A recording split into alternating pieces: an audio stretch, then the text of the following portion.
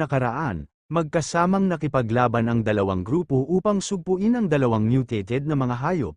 Ngunit sa kasamaang palad na trap sila sa pain ng mga ito, pero sa kabutihang palad dumating ang ating bida, at napatay agad ang daga at nabanggit din niya na ang mga ito ay medyo matalino, at ngayon inilabas ang kanyang Scarlet Sword upang harapin ang higanteng ahas. Sa pagpapatuloy, ang higanteng ahas ay lumusab ng galit na galit. Ang malaking bibig nito ay nakabuka upang kainin ang kanyang biktima. Sa kahangahangang liksi, naiwasan ni Fang Yi ang pag-atake, nagpalipat-lipat sa hangin habang itinaas ang kanyang kumikinang na ginintoang espada. Nang siya ay lumapag, malamig niyang sinabi sa halimaw na tingnan ang kanyang talam, isang malinaw na hamon sa higanteng hayop. Tila umatras ang ahas, maingat sa kumikinang na sandata, nang makita ang kanyang pagkakataon, gumanti si Fang Yi. Paglukso sa himpapawid, naghatid siya ng isang malakas na slash sa mukha ng ahas. Ang kanyang espada ay natatakpan ng dumadagundong na asul na enerhiya ng kanyang lakas ng kulog.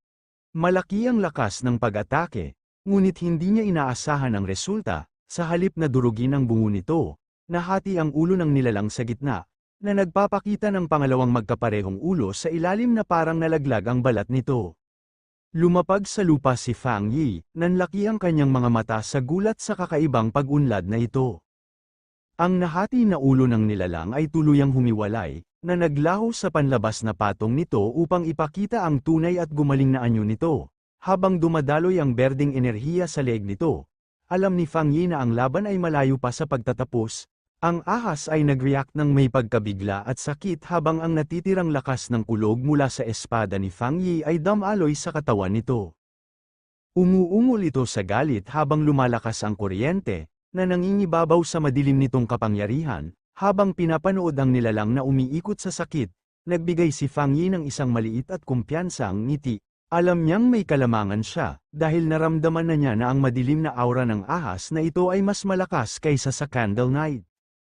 Pagkatapos ay isiniwalat niya ang kanyang matalinong plano. Nang umatake siya gamit ang kanyang espada, pinigilan niya ang buong puwersa ng kanyang apoy. Sa halip, ginamit niya ang talam upang dalhin at ihatid ang lakas ng kulog mula sa kanyang kamay diretso sa katawan ng ahas. Inihambing niya ang dalawang nilalang, na pagtanto na ang ahas na ito ay isang mas mapanganib at umunlad na halimaw kaysa sa Candle Knight. Bigla siyang nakaramdam ng matinding pananakit sa kanyang balikat kung saan siya kinagat ng nilalang na daga. Sumilip siya, nakatingin sa ibaba para makita ang kakaibang kaliskis ng lilang ahas na tumusok mula sa sugat.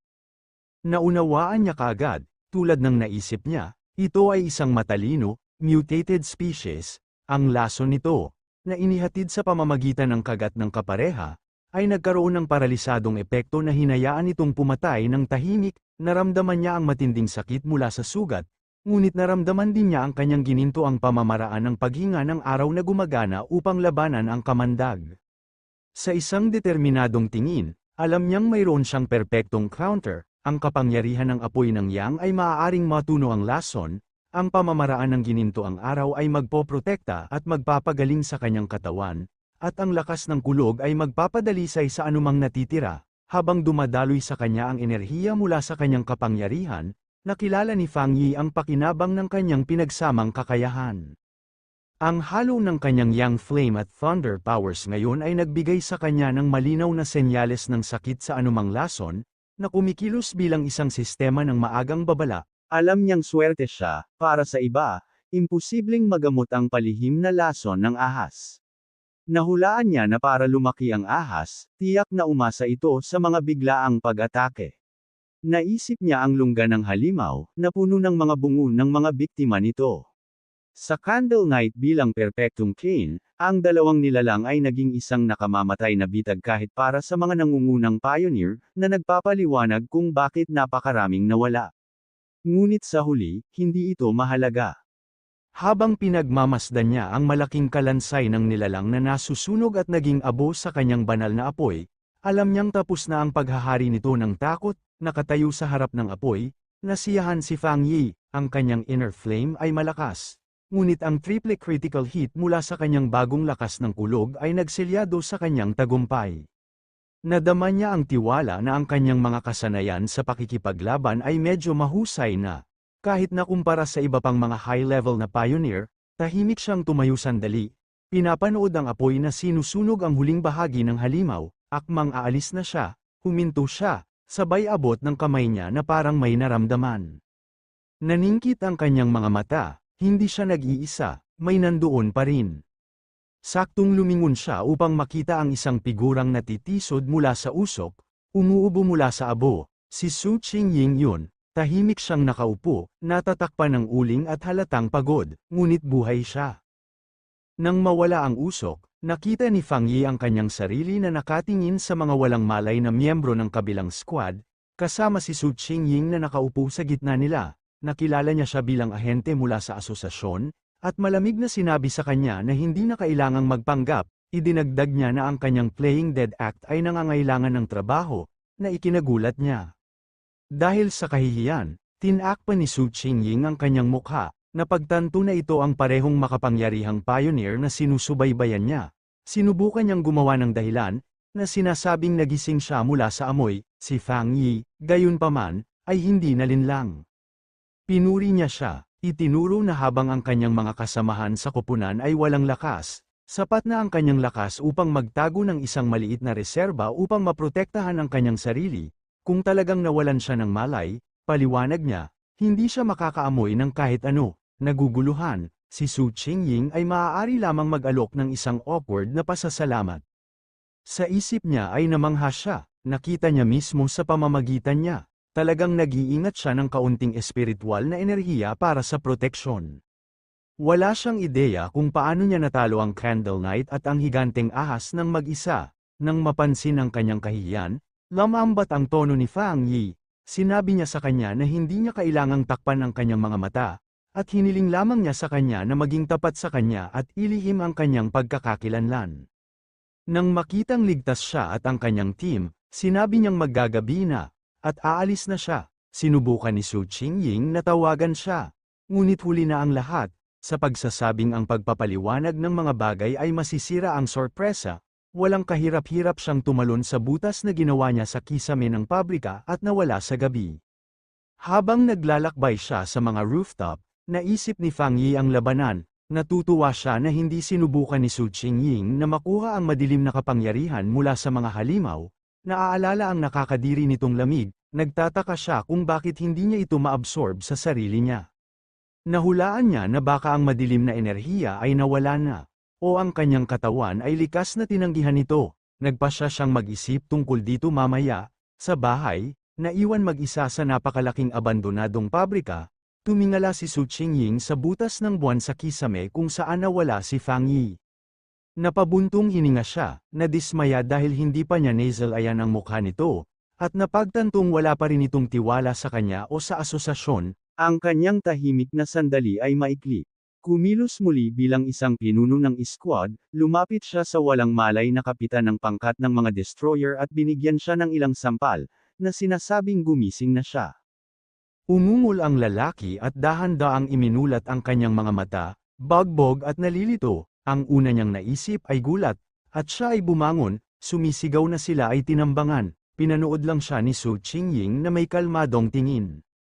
Nakita ng pinuno at ng kanyang mga miyembro ng squad kung bakit siya napakatahimik, ang napakalaking, umuusok na kalansay ng higanteng ahas. Nakatitig sila sa ganap na hindi makapaniwala, nalilito sa eksena, hiniling ng pinuno na malaman kung ano ang nangyari at kung saan nanggaling ang malakas na enerhiyang yang. Kalmadong ipinaliwanag ni Su Qingying na isang makapangyarihang pioneer ang nagligtas sa kanila.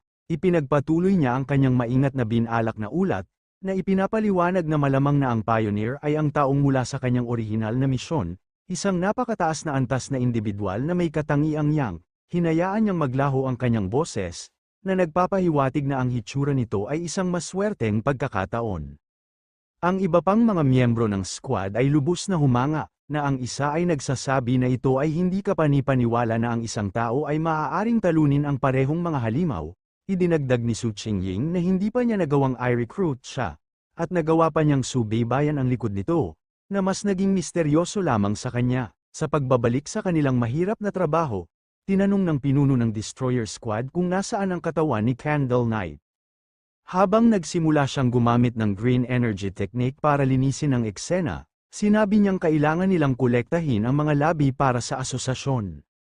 Habang sinisimulan ng mga squad ang paglilinis, ang pinuno ng Destroyer Squad ay gumamit ng berdeng globo ng enerhiya upang tipunin ang kakaiba, madilim na labi na natitira mula sa labanan. Habang siya ay humakbang pasulong, hindi niya sinasadyang nadurog ang isang piraso ng mga labi sa sahig, na biglang sumabog sa isang sabog ng maliwanag na asul na elektrikal na enerhiya. Tumalon siya pabalik sa sakit, sumisigaw sa lakas ng pagkabigla habang tinitingnan ni Su Qingying ang bagong pagtuklas na ito ay ginawang mas misteryoso ang mga bagay, ang mga labi, na ngayon ay napagtanto nilang pag-aari ni Candle Knight, ay kumakaluskus sa natirang kuryente. Lumingon ang pinuno ng squad kay Su Qingying, tinanong ang kanyang ulat. Ipinaalala niya sa kanya na sinabi niyang ang Pioneer ay may katangiang yang, ngunit iba ang kwento ng napakalakas na kuryenteng ito.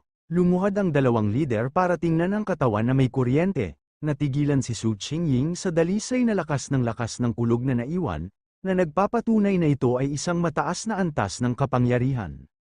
Ito ang humantong sa leader ng Destroyer Squad sa isang bagong ideya. Siguro dalawang high-level Pioneer ang lumitaw, isa para patayin ang ahas at isa pa para patayin si Candle Knight, bago umalis ng magkasama. Alam ni Su Qingying na hindi iyon tama. Nahirapan siya kung paano ipaliwanag ang hindi kapani-paniwalang katotohanan, naaalala ang imahe ng nag-iisang Pioneer na may hawak na parehong kumakaluskus na asul na kidlat at umaatungal na gintong apoy. Alam niyang walang maniniwala na ang isang tao ay maaaring magkaroon ng dalawang magkaibang kapangyarihan sa pinakamataas na antas. Ang pagkakaroon lamang ng isa ay ginawa kang isang henyo. Ang pagkakaroon ng dalawa ay halos hindi narinig. Nasa harapan nila ang imposibleng patunay. Ang nasusunog na balangkas ng higanteng ahas ay gawa ng isang flame walker, habang ang nakuryenteng katawan ng Candle Knight ay malinong na tanda ng isang Thunder Tyrant. Ang pinagsama-samang mga squad ay maaari lamang tumingin sa ganap na hindi makapaniwala. Iniisip kung anong uri ng halimaw ang misteryosong Pioneer na ito. Nang dumating ang mga reinforcement mula sa asosasyon, natuwa si Su Qingying na iniwan niya ang mga miyembro ng team sa labas. Kung siya ay nasa loob ng masyadong mahaba nang hindi nag-check-in, ay report nila na siya ay nawawala. Malungkot niyang napagtanto na ang rescue team na ngayon ay nasa pinangyarihan ay orihinal na ipinadala upang kunin ang kanilang mga katawan. Tuluyan nang dumating ang dalawang subordinate niya na iniwan bago makapunta sa mapanganib na lugar. Nagsisiksikan sila sa kanyang tabi. Umiiyak ng maluwag na buhay pa ang kanilang kapitan. Nang mawala ang banta, sinimulan ng pangkat ng asosasyon ang kanilang trabaho. Ang kanilang trabaho ay nagbago mula sa pagliligtas sa isang forensic na pagsisiyasat. Gamit ang advanced scanning tech, maingat nilang sinuri ang natitirang espiritual na enerhiya at ang mga palatandaan ng labanan, sinusubukang pagsamasamahin ang nangyari para sa kanilang ulat pabalik sa punong tanggapan. Hindi nagtagal, nilapitan ng isa sa mga espesyalista si Su Qingying at ang pinuno ng Destroyer Squad kasama ang kanyang mga natuklasan. Iniulat niya na, pagkatapos ihambing ang lahat ng data, mula sa mga gawi sa pakikipaglaban hanggang sa paraan ng pagkapatay ng dalawang halimaw, mayroong 79% na posibilidad na isang tao ang may pananagutan sa pagpatay sa kanilang dalawa. Nagkatitigan ang dalawang pinuno ng squad, bakas sa mukha nila ang pagkagulat at seryosong pag-aalala. Ang iba pang miyembro ng squad ay nagbulungan sa isa't isa sa hindi makapaniwala. Pinoproseso nila ang katotohanan na sila ay nailigtas ng isang Pioneer na may dalawang magkaibang kapangyarihan, isang bagay na hindi nila akalaing posible. Alam nila na ang alinman sa halimaw ay maaaring madaling mapatay silang lahat, ngunit ang powerhouse na ito ay natapos silang dalawa, na tila gumamit ng mga solong strike. Ang pagkakaiba ng kapangyarihan sa pagitan nila at ng misteryosong taong ito ay katawa-tawa lamang. Sa pag-unawa sa malaking kahalagahan ng pagtuklas na ito, nakipag-ugnayan si Su Qingying sa kanyang superior. Iniulat niya na ang impormasyon sa kanyang target ay makabuluhang na update. Pagtingin niya sa butas sa kisame, kinumpirma niya na ang misteryosong Pioneer mula sa universidad at ang makapangyarihang individual na may codename Tyrant ay, sa katunayan, ang parehong tao. Bumalik sa kanyang opisina, mahinaong nakinig ang superior ng asosasyon sa kanyang ulat. Matapos isipin ang impormasyon, nagbigay siya ng bagong utos, na sinasabi kay Xiao Su na ipos ang kanyang misyon sa ngayon. Ipinaliwanag niya na nailigtas ng Pioneer ang kanyang koponan, pinatay ang mga halimaw, at sinigurado ang lugar. Hindi ito mga aksyon ng isang kaaway. Idinagdag niya na siya at si Old Han, Major Han Lee, ay hindi sumang-ayon sa bagay na iyon, at para sa kanyang kaligtasan at upang maiwasang mag-iwan ng masamang impresyon sa kanilang makapangyarihang potensyal na kakampi, dapat niyang itigil ang lahat ng pakikipag-ugnayan sa tyrant pansamantala. Habang nakikipag-usap sa kanyang amo na si Su Qingying, bagamat pumayag siyang ipos ang kanyang misyon, hindi niya maiwasang magdagdag ng isa pang impormasyon. Sinabi niya sa kanya na mayroon siyang isa pang teorya batay sa nangyari noong nasubaybayan niya si Tyrant sa likod ng bundok kung saan isinusulong nito ang kanyang kapangyarihan. Ang kanyang amo, na interesado, ay humiling sa kanya na magpaliwanag. Ipinaliwanag niya na sa pakikipagtagpo na yun ay naramdaman niya ang isang hindi kapani-paniwalang malakas na aura kung saan siya ay aktibo. Noong panahong iyon, pinaghihinalaan niya na maaaring mayroon itong espiritual na sandata ngunit naisip niya na hindi ito malamang. Gayunpaman, ngayong nakumpirma na mayroon siyang dalawang high-tier na kapangyarihan, ang posibilidad ay tila mas totoo. Nagulat ang superior sa asosasyon sa bagong impormasyong ito, na nagtatanong kung talagang may espiritual na sandata ang pioneer. Siya ay mabilis na naging nag-aalinlangan, nakasandal at sinabing ito ay malamang na hindi. Sinabi niya na kahit gaano katalento, ang isang solo pioneer ay hindi maaaring magkaroon ng isang pambihirang bagay nang walang tulong mula sa labas. Higit pa rito, idinagdag niya, ang koponan ay walang nakitang bakas ng ikatlong espiritual na enerhiya, na kadalasang nagmumula sa isang hiwalay na ginawang espiritual na sandata. Mabilis siyang itinuro ni Su Qingying, nilinaw ang isang mahalagang detalye, ang aura ng espiritual na sandata na naramdaman niya noong una niyang pakikipagtagpo sa kanya ay malinaw na isang yang attribute. Ang bagong impormasyong ito ay ganap na nagbago ng mga bagay. Nanlaki ang mga mata ng superior nang maunawaan niya ang ibig sabihin nito. Kung ang mga weapon attribute ay nanggaling mismo sa sariling yang energy ng user, nangangahulugan ito na hindi lang siya gumagamit ng armas, nililikha niya ito. Ito ay humantong sa isang kamangha-manghang conclusion. Kung kaya niyang lumikha ng sarili niyang mga espiritual na sandata, kung gayon kailangan niyang maging isang spirit creation realm cultivator, ang gayong nilalang ay maaaring gawin ito ng mag-isa, ngunit ang antas ng kapangyarihang iyon ay halos mythical. Si Su Qingying ay nabalisa sa ideyang ito. Alam na ang mga cultivator sa antas na yun ay napaka-rare, na halos higit sa 2 sa buong mundo.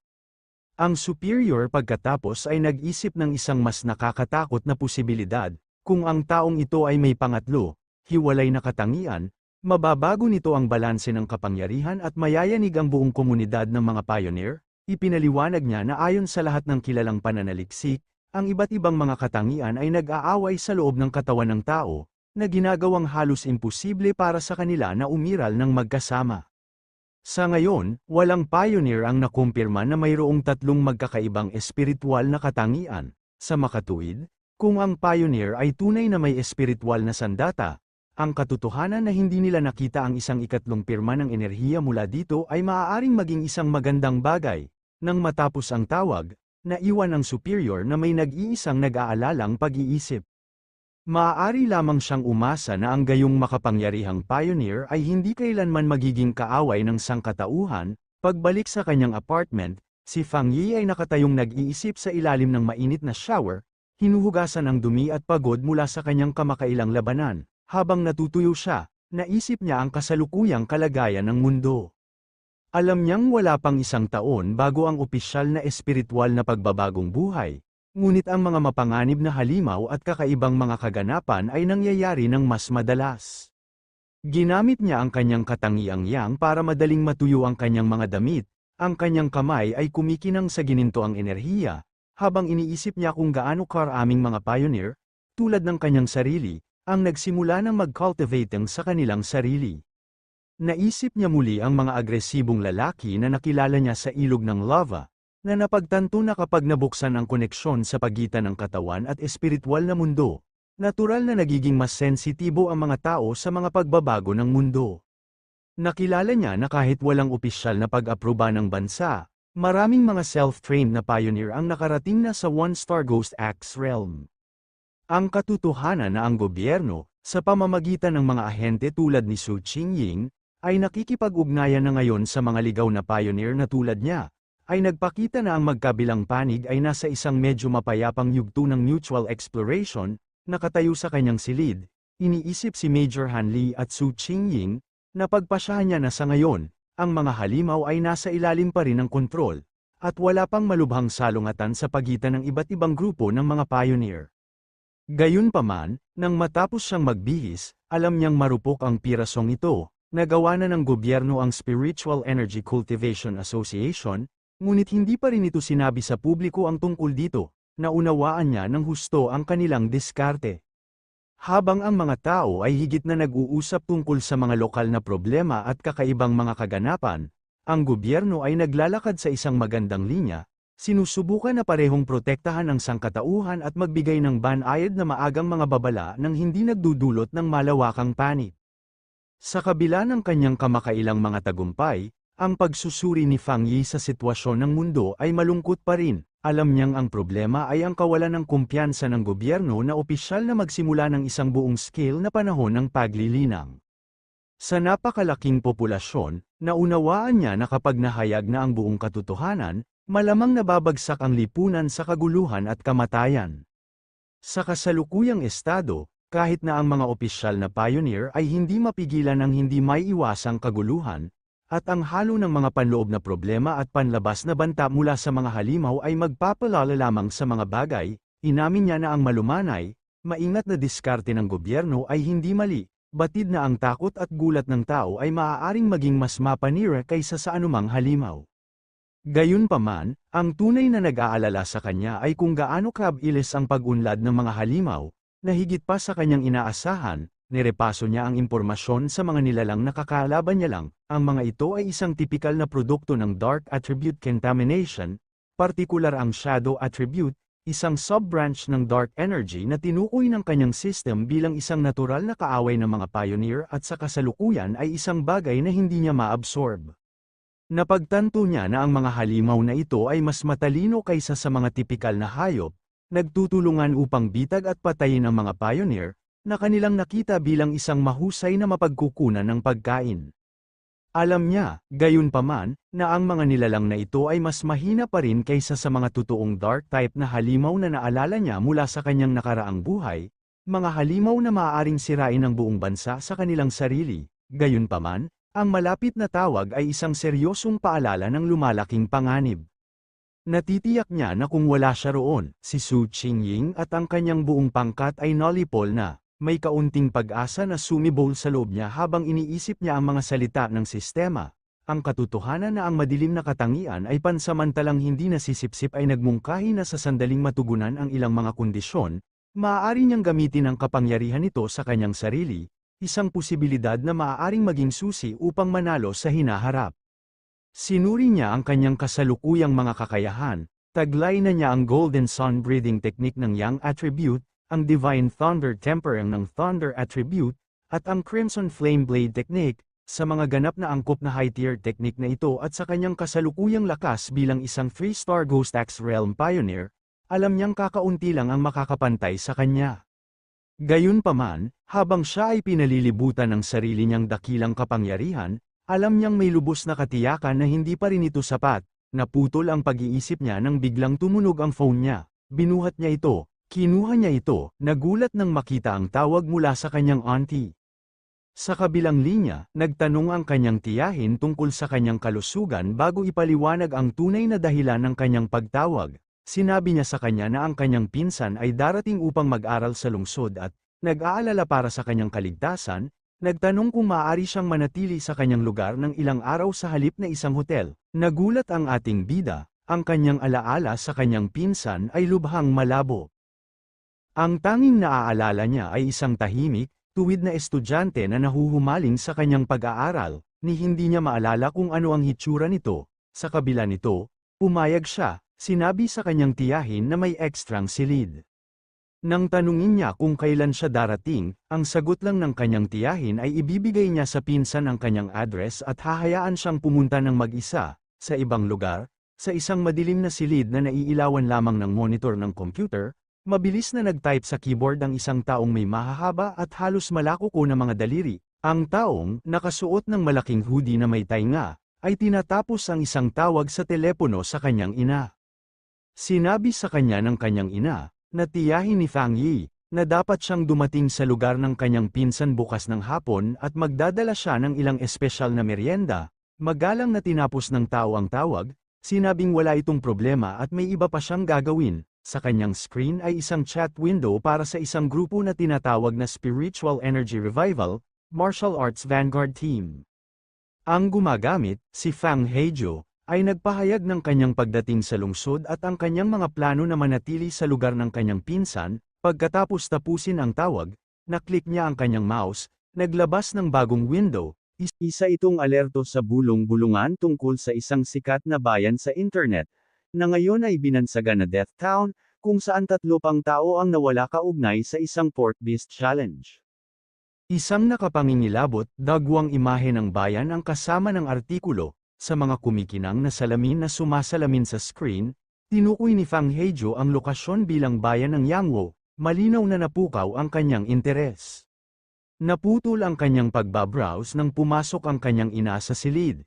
Tinanong kung tapos na ba siyang mag-impake. Sinabi ni Fang Hejo sa kanyang ina na nakaimpake na siya. Ngunit mas gusto niyang manatili sa isang hotel kaysa abalahin ang kanyang pinsan, giit ng kanyang ina. Sinabing mas ligtas ito kaysa manatili ng mag-isa at lubos niyang pinagkakatiwalaan ang pinsan. Dahan-daang itinulak siyang ng kanyang anak na babae palabas ng pinto. Binigyan siya ng kanyang ina ng ilang huling payo. Siguraduhin huwag gumawa ng gulo at tumulong sa paligid ng bahay kung kaya niya. Tiniyak ni Fang Hejo sa kanyang ina na naiintindihan niya. Nang maisara ang pinto, nagpakawala ng kaunting buntong hininga si Fang Hejo, inihanda ang sarili para sa pagbisita. Naisip niya na isa na lang itong hadlang na dapat lagpasan. Inayos ang kanyang salamin sa isang kislap ng determinasyon, na pagpasyahan niya na kahit ano pa ang hitsura ng kanyang pinsan, hindi siya maaaring maging mas mahirap pang hawakan kaysa sa isang halimaw.